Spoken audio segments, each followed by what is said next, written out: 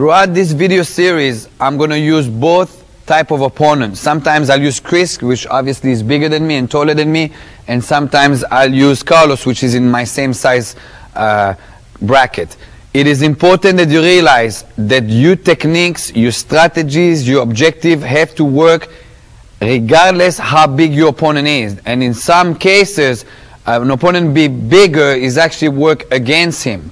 The Haganah system do not rely on strength versus strength. It is the strategies, the point of references, the objectives that make it possible that I'm completely ignoring the matter of strength. Most of the time when somebody's going to attack you, they're going to be bigger than you anyway. And if you start relying on strength within your training and within your drills, you're going to always be limited in the sense of, I'm going to be able to make this work if I am bigger or stronger than him. And again, in many cases, somebody being taller, just for an example, if I bring Chris in and I turn him as an objective, right now, him being taller makes it that his arch, therefore, it's actually working against him. So, a lot of times you'll see me demonstrate with Chris, sometimes with Carlos. I want to illustrate that dynamic, that strength, size does not matter in the Haganah system.